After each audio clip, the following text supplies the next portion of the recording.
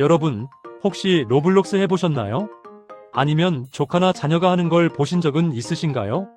아마 대부분은 그 블록 쌓고 노는 애들 게임 정도로 생각하실 겁니다. 레고처럼 생긴 아바타들이 뒤뚱거리는 그 게임 맞습니다. 그런데 여러분, 놀라지 마세요. 이 애들 게임이라고 불리는 로블록스의 시가총액이 한때 무려 80조 원을 넘었다는 사실 알고 계셨나요? 이는 닌텐도나 EA 같은 전설적인 게임 회사들을 뛰어넘는 규모입니다. 도대체 레고 짝퉁처럼 보이는 이 게임에 전 세계 자본이 열광하는 이유는 무엇일까요?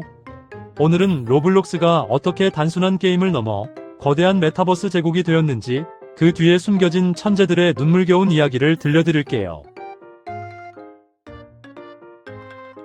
이야기는 1989년으로 거슬러 올라갑니다.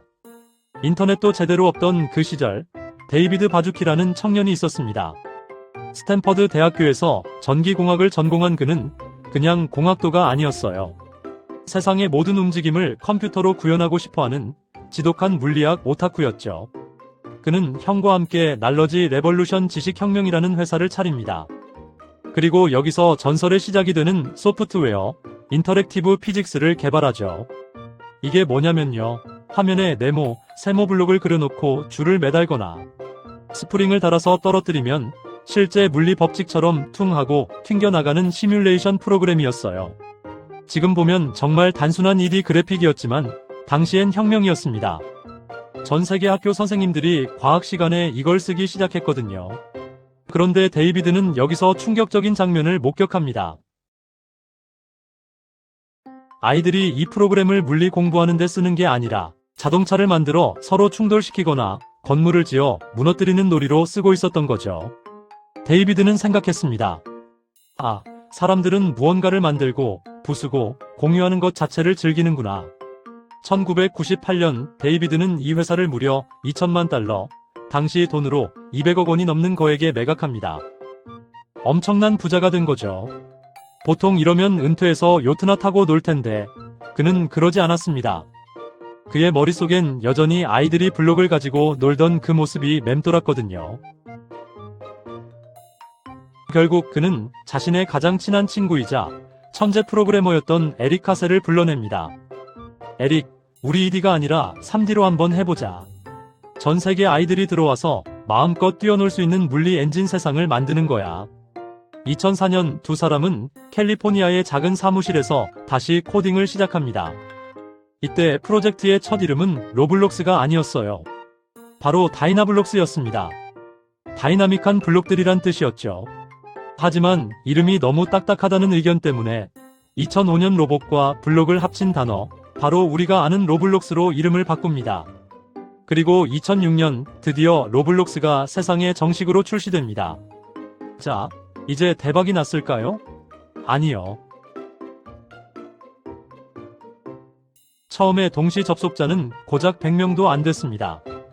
그중 절반은 데이비드와 에릭, 그리고 그들의 가족들이었죠. 하지만 이 작은 세상 안에서는 이미 엄청난 폭발이 준비되고 있었습니다.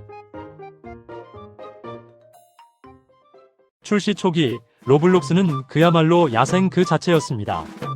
지금처럼 세련된 시스템이 갖춰지기 전 개발진을 멘붕에 빠뜨린 전설적인 사건이 하나 터집니다. 로블록스 올드 유저라면 기억할지도 모르는 2012년 만우절 해킹 사건입니다. 4월 1일 평화롭던 로블록스 홈페이지가 갑자기 난장판이 됐습니다. 배너에는 이상한 문구가 걸리고 유저들의 아바타 얼굴이 마음대로 바뀌었죠. 심지어 해커들은 유료 화폐인 로벅스를 무제한으로 뿌려버리거나 희귀 아이템 가격을 1원으로 바꿔버렸습니다. 경제 시스템이 완전히 붕괴될 뻔한 이 사건으로 로블록스는 사이트를 하루 종일 폐쇄해야만 했습니다. 데이비드 바주키와 에릭 카셀은 깨달았습니다. 사람이 모이는 곳에는 반드시 혼란이 따르는구나. 이 사건 이후 로블록스는 보안과 시스템 안정화에 목숨을 걸게 됩니다. 하지만 더 큰 시련은 내부가 아닌 외부에서 찾아왔습니다. 바로 로블록스의 정신적 지주, 에릭 카셀의 투병 소식이었죠. 에릭은 로블록스 커뮤니티의 아버지 같은 존재였습니다. 버그가 생기면 밤새워 고쳐주고 어린 개발자들의 질문에 일일이 답변을 달아주던 그였습니다. 2013년 그가 암으로 세상을 떠났을 때 로블록스 전체가 슬픔에 잠겼습니다. 수만 명의 유저들이 게임 속에 자발적으로 추모 공원을 만들고 촛불 아이템을 들고 모여들었죠. 어떤 유저는 내 친구를 만들어줘서 고마워요라는 팻말을 들고 서 있기도 했습니다. 데이비드는 친구를 잃은 슬픔을 억누르며 다짐합니다. 에릭이 꿈꾸던 세상, 아이들이 상상하는 모든 것을 이룰 수 있는 세상을 반드시 완성하겠다. 친구의 유지를 잇기 위해 데이비드가 든 카드는 바로 경제적 보상, 즉 데빅스 DEVEX 시스템이었습니다. 게임 만들어서 돈 벌게 해줄게. 처음엔 용돈 벌이 수준이었지만 규모는 상상을 초월하게 커졌습니다. 입양하세요 어다프트 미 라는 게임을 아시나요? 2명의 개발자가 재미삼아 만든 이 게임은 누적 방문 횟수만 300억 회가 넘습니다.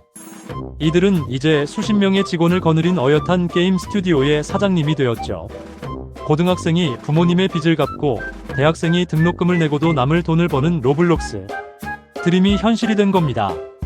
그런데 여러분, 로블록스 하면 딱 떠오르는 소리 있지 않나요? 캐릭터가 죽거나 다칠 때 나는 소리, 우프오에프. 이 짧은 소리는 로블록스의 상징이자 전 세계적인 밈이었습니다. 하지만 이 소리 때문에 로블록스가 거액의 소송에 휘말렸다는 사실 알고 계셨나요? 알고 보니 이 소리는 2000년에 나온 메시아라는 다른 게임의 효과음이었던 겁니다. 원작자 토미 탈라리코가 저작권 소송을 제기했고 결국 2022년 로블록스는 눈물을 머금고 20년 가까이 써온 이 전설적인 소리를 삭제해야만 했습니다. 유저들은 내 추억 돌려내라며 시위를 벌였지만 기업으로 성장한 로블록스에게 저작권 이슈는 반드시 해결해야 할 숙제였죠. 로블록스는 위험한 놀이터라는 오명과도 싸워야 했습니다. 익명성이 보장되다 보니 어린아이들에게 접근하는 나쁜 어른들, 일명 온라인 데이팅이나 부적절한 콘텐츠 문제가 끊이지 않았습니다. 언론의 문매를 맞은 로블록스는 AI 모니터링을 대폭 강화하고 부모님이 자녀의 게임 시간을 조절할 수 있는 기능을 도입하며 필사적으로 안전한 디지털 놀이터를 만들기 위해 노력합니다. 이런 우여곡절을 겪으며 성장하던 로블록스에게 2020년 팬데믹은 기폭제가 되었습니다. 학교 문이 닫히자 아이들은 로블록스로 등교를 시작했죠. 단순한 게임이 아니었습니다. 여기서 래퍼 릴 나스 X가 콘서트를 열었는데 이틀 만에 무려 3,300만 명이 접속해서 공연을 즐겼습니다. 현실의 콘서트장 그 어떤 곳도 수용할 수 없는 인원이죠. 아바타가 춤을 추고 무대 효과가 하늘을 뒤덮는 이 광경을 보며 전 세계 투자자들은 확신했습니다. 이게 바로 메타버스구나. 2021년 3월 뉴욕 증권거래소 직상장. 상장 첫날 시가총액 45조 원 돌파. 1989년 흑백 모니터 앞에서 물리상자를 튕기던 데이비드의 작은 꿈이 전 세계 아이들의 일상을 지배하는 거대 제국이 된 순간이었습니다. 물론 지금도 로블록스는 완벽하지 않습니다. 그래픽은 여전히 투박하고 선정성 논란은 잊을만하면 터져나옵니다. 주가 역시 롤러코스터를 타고 있죠. 하지만 데이비드 바주키는 이렇게 말합니다. 우리는 100년가는 기업을 만들고 있다. 미래의 인류는 물리적 제약을 넘어 가상 공간에서 일하고 놀고 배우게 될 것이다.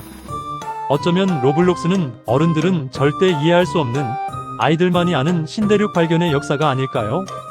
레고 짝퉁이라고 무시했던 이 네모난 세상이 앞으로 또 어떤 기적을 보여줄지 혹은 거품처럼 사라질지 여러분의 생각은 어떠신가요?